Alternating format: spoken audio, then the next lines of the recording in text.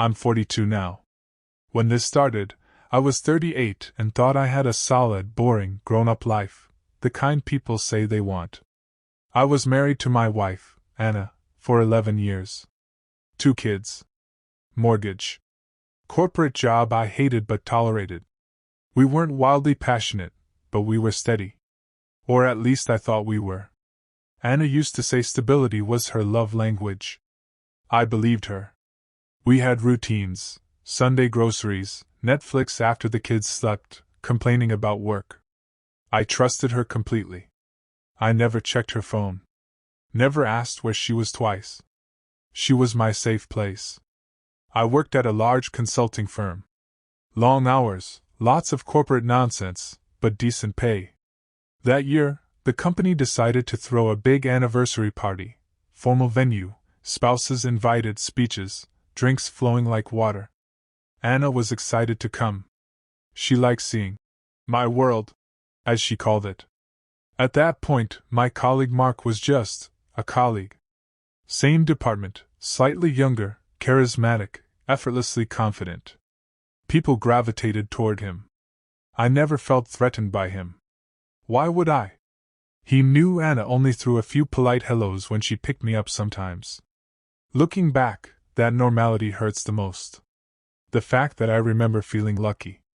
That I believed my life was safe. I didn't know I was standing at the edge of something that would quietly dismantle everything I thought I knew about love, trust, and myself. The party was expensive in that fake corporate way, chandeliers, open bar, rented smiles. Anna looked incredible. Not flashy, just confident. I remember feeling proud walking in with her on my arm. Mark was there early, already holding court with a small group. When he saw us, he came over immediately. "This must be Anna," he said, like he'd been waiting to meet her. They shook hands. It lingered a second longer than necessary. I noticed, but brushed it off. People read too much into things, I told myself. The night went on. Speeches. Drinks. Anna laughed more than usual. At one point, I realized she wasn't beside me anymore. I scanned the room and found her, talking to Mark. Deep conversation. Leaning in. Smiling in a way I hadn't seen directed at me in a long time. I told myself I was being paranoid. She's allowed to talk to people. He's charming with everyone. But I kept noticing things. How often she found her way back to him. How his hand rested lightly at the small of her back when guiding her through the crowd. How she touched his arm when she laughed. When we drove home, Anna was quiet but glowing. "Did you have fun?" I asked. "Yeah," she said too quickly. "Your coworkers are interesting." She stared out the window the rest of the ride. I didn't know then that something had already started. Or maybe something in her had been waiting to start all along. After the party, life resumed. Kids, work, bills. But something shifted. Like a picture hung slightly crooked. Anna started asking about my work more. Specifically about Mark. "What's he like, really? Is he married? Does he work late often?" I answered casually. "Single. Ambitious. Kind of a golden boy." She nodded, filed it away. Then came the changes I couldn't quite name at first. She dressed nicer on random weekdays. Started going to the gym again, religiously. Smiled at her phone more. When I asked what she was smiling about, she'd say, "Nothing, just a meme." She also became oddly critical of me. Little comments. "You never really listen. You're always tired. When was the last time we actually talked?" Those hurt, but I accepted them as marital growing pains. Maybe I had gotten complacent. Maybe she needed more from me. I tried harder. Planned a date night. Bought flowers. She appreciated them, but it felt polite. One night, I woke up and realized she wasn't in bed. I found her in the kitchen, phone in hand, lights off. "You okay?" I asked. She jumped. "Yeah. Couldn't sleep." She turned the screen face down. I didn't push. I wish I had pushed. Because what I didn't understand then was that I wasn't competing with silence or boredom. I was competing with a fantasy that was growing stronger every day, one I didn't even know existed. The red flags weren't dramatic. No lipstick on collars. No mysterious hotel charges. Just patterns I kept explaining away. She started working late, too, which was new. Her job had always been predictable. Now there were last-minute meetings, drinks with coworkers, team bonding. Sometimes she'd come home buzzing with energy. Other times distant, irritable. When I tried to touch her, she'd pull away slightly, then apologize. "I'm just tired," she'd say. Sex became infrequent. Mechanical. Like something she checked off a list. Meanwhile, Mark's name kept popping up in my life. He'd slack me at odd hours. Show up at my desk more often. Ask about my weekend. Ask about Anna. "How's your wife?" he'd say, too casually. One afternoon, I saw his car in the parking lot when Anna said she was working late downtown. My stomach dropped. But I told myself there were dozens of reasons that meant nothing. I didn't want to be the jealous husband. I didn't want to look insecure. I trusted my wife. I trusted my friend. That trust became my blindfold. The scariest part is how easy it is to gaslight yourself when you don't want the truth. How your brain works overtime to protect the life you're afraid to lose. I thought love meant believing in someone even when doubt crept in.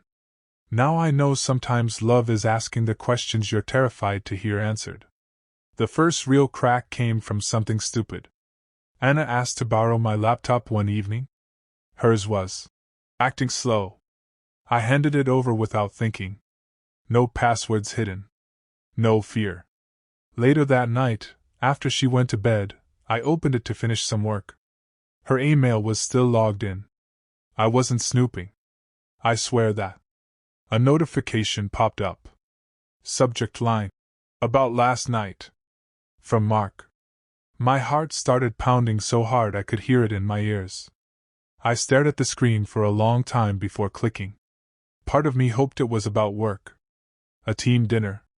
Anything normal. It wasn't explicit. That somehow made it worse. "I can't stop thinking about you," he wrote. "I know this is complicated, but what I feel is real." There were earlier emails. Dozens. Weeks' worth. Inside jokes. Long emotional paragraphs. Complaints about me. About their lives. About wanting something more. I felt like I was reading a script for a life I didn't belong in. I didn't confront her immediately. I closed the laptop and sat in the dark, shaking.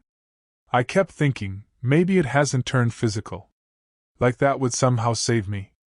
I slept maybe 20 minutes that night. Every time I closed my eyes, I saw them talking at that party. Leaning in. Smiling. The past rewrote itself in my head, and I couldn't stop it. The next morning, Anna kissed me goodbye like everything was normal. I nearly threw up. I spent the entire day in a fog. I reread the emails in my head. Tried to poke holes in them. Maybe it was just emotional. Maybe it was a phase. Maybe I was overreacting. I watched her closely that evening. She noticed. "Are you okay?" she asked. "Yeah," I lied. I wanted her to confess. I wanted her to come clean without me having to ask. I gave her openings. Long silences. Soft questions. Nothing. That night, I confronted Mark at work the next day instead. Cowardly, maybe. But I needed to see his face. I closed his office door. "Are you involved with my wife?" I asked. He went pale. Then defensive. Then calm.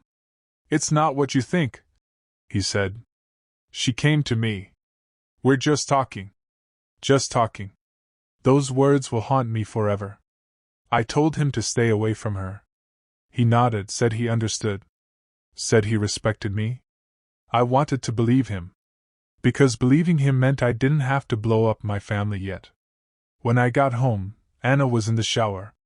Her phone buzzed on the counter. A message preview lit up the screen. Mark. He knows. We need to talk. And just like that, denial stopped being an option. I waited until the kids were asleep. My hands were numb. My voice felt like it belonged to someone else. I read your emails, I said. Anna froze. No confusion. No surprise. Just a slow exhale. How much? She asked quietly. All of it. She sat down like her legs gave out. I didn't mean for it to happen, she said. He understands me. I feel alive with him. Every sentence felt like a punch. Did you sleep with him? I asked. She hesitated. That hesitation told me everything. Yes, she whispered. I remember laughing. A broken, hysterical sound. Like my body didn't know what else to do. How long? Since a few weeks after the party. I thought about that night. How proud I'd felt. How I'd introduced them. I asked why. She cried. Said she felt invisible. Said we'd grown apart. Said it wasn't about replacing me. It just happened. She kept saying. Nothing. Just happens.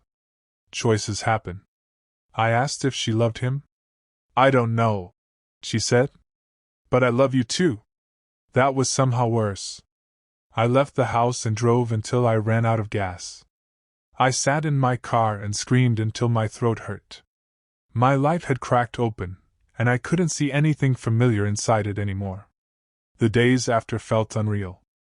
Like walking through smoke. Anna cried constantly. Apologized. Promised it was over. Swore she'd do anything to fix us. Mark avoided me at work.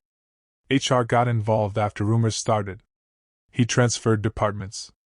The kids sensed something was wrong. Asked why Mommy was sad. Why Daddy slept on the couch. I felt everything at once. Rage. Grief. Love. Shame. A desperate need to rewind time. At night, I replayed every moment of our marriage, searching for the exact second I lost her. I blamed myself. Then I blamed her. Then I hated myself for blaming her. Friends told me to leave. My parents told me to forgive. Everyone had advice. No one had to live inside my head. Anna wanted therapy. Transparency. Phone passwords. Location sharing. I agreed to everything, even though part of me already felt hollow. I asked her to quit her job. She said that wasn't fair. That sentence told me more than she realized. Trust doesn't die loudly. It erodes. Quietly. Every time she was 5 minutes late. Every time her phone buzzed. I loved her. I still do. But love started feeling like something dangerous. Like touching a hot stove and convincing yourself it won't burn you this time. We went to couples therapy. Sat on a couch, knees angled away from each other. Anna cried. Took responsibility. Said the right words. The therapist talked about rebuilding trust, about wounds and repair. I nodded. I wanted to be the man who could forgive. Some days were okay. We laughed again. Had sex that felt emotional, almost desperate. Like clinging to a life raft. Other days I couldn't look at her. I'd imagine her with him. Her expressions. The version of herself she gave him that I didn't get anymore. I started checking her phone. Tracking her location. Hating myself for doing it. She resented that. You said you wanted to move forward, she'd say. I'm trying, I'd reply. I just don't feel safe. Safety. That word became everything. I felt emasculated. Small. Like the fool who brought his wife to a party and handed her to someone else. At work, people looked at me with pity. Or curiosity. Or both. Mark eventually left the company. That was supposed to help. It didn't. Because the problem wasn't his presence. It was the knowledge that my wife had chosen someone else while smiling at me across the dinner table. That kind of knowledge doesn't fade. It settles into your bones. 6 months later, I found out she was still talking to him. Not often. Not romantically, she claimed. Just closure. I saw the messages accidentally again. Funny how betrayal always feels accidental when you're the one caught. I didn't scream this time. I just felt tired. You promise? I said. I was weak, she said. Weakness. Another word that lost meaning. That night, something inside me shut down. I realized I was becoming someone I didn't like, suspicious, bitter, constantly on edge. I told her I needed space. She begged. Threatened. Cried. Told me I was abandoning her. I slept in my car again. It felt familiar. I realized forgiveness given too early becomes permission. The next weeks were quiet. I moved into a small apartment nearby for the kids. We told them Daddy needed time. They asked when I'd come home. I didn't have an answer. I missed her. I missed us. I missed who I thought we were. But I didn't miss the anxiety. The constant fear of being fooled again. Sometimes love isn't enough. Sometimes it's the thing that keeps you trapped. That realization hurt more than the betrayal itself. We officially separated a year after the party. Paperwork. Lawyers. Awkward conversations about money and schedules. Anna wanted reconciliation even then. I wanted peace. Telling the kids was the hardest thing I've ever done. My son cried. My daughter asked if it was her fault. I died a little inside. Friends took sides. Some drifted away. Some admitted they'd seen it coming. I stopped trusting my own judgment. Dating was impossible. I carried too much damage. Every smile felt fake. Every compliment suspicious. Anna and I co-parent now. Cordial. Careful. There's still history in every glance. Sometimes I catch her looking at me like she wants to say something. I don't ask. I still work in corporate environments. I still attend parties. I don't bring anyone anymore. That night changed how I see people. How easily lines blur. How quickly desire overrides vows. I used to believe betrayal was a character flaw. Now I think it's a human one. That doesn't excuse it. But it explains how it can happen to people who once swore they never would. I lost a marriage. But I also lost a version of myself who believed love was simple. Years later, the damage still echoes. I flinch when my phone buzzes late at night. I notice everything. Too much. Therapy helped, but scars don't vanish. They just stop bleeding. I struggle with intimacy. When someone gets close, I wait for the moment they'll choose someone else. Anna eventually moved on. I heard through the kids that she dated again. I don't ask who. Mark is married now. I saw a picture online once. I closed it immediately. Some days I feel fine. Whole even. Other days I replay that party in my head like a cursed loop. The moment she smiled at him. The moment I didn't matter anymore. I've learned that betrayal doesn't end when the affair ends. It becomes a shadow that follows you into every relationship after. I don't hate her. I don't love her the same way either. What hurts most is knowing how easily my life split into before and after. All because of one night, one party, one choice. People warn you about strangers. They don't warn you about the quiet distance that grows between people who share a bed. That distance is where everything starts to break. I wish I'd known that trust doesn't mean silence. I wish I'd asked harder questions sooner. I wish I'd listened to that tight feeling in my chest instead of dismissing it as insecurity. I wish I'd known that emotional affairs are still affairs. That intimacy doesn't start with sex, it starts with secrets. I wish I'd known how quickly admiration can turn into escape. Mostly, I wish I'd known how unprepared I was to lose the life I thought was guaranteed. People say, everything happens for a reason. I don't believe that. Some things just happen because people choose themselves over the damage they cause. I'm not perfect. I wasn't the perfect husband. But I didn't deserve to be replaced while still standing in the room. If you're reading this and something feels off in your relationship, don't ignore it. Don't gaslight yourself into comfort. Comfort is fragile. Truth is painful. But living in a lie costs more than confronting reality. I learned that too late. I'm older, quieter, more careful with my heart. My kids are okay. That matters more than anything. I still believe in love, just not blindly. I've dated someone seriously for the first time recently. I told her everything up front. The fear. The history. The baggage. She listened. Didn't flinch. That alone felt healing. Some nights, the memories still come. But they don't own me the way they used to. I've stopped asking, why wasn't I enough? Now I ask, why did I stay so long after I wasn't respected? That shift matters. I don't regret loving my wife. I regret ignoring myself. If I could go back to that party, I don't know what I'd change. Maybe nothing. Maybe everything. Life doesn't offer clean edits. Just consequences. I'm writing this because I never fully talked about it. Because silence lets pain rot. If you're the person being betrayed, you're not crazy. You're not weak for wanting to believe. If you're the person betraying, understand this, you don't just break trust. You rewrite someone's reality. I still live with the echo of that night. But it no longer defines me. Some wounds don't close. They just become part of who you are. And maybe that's okay.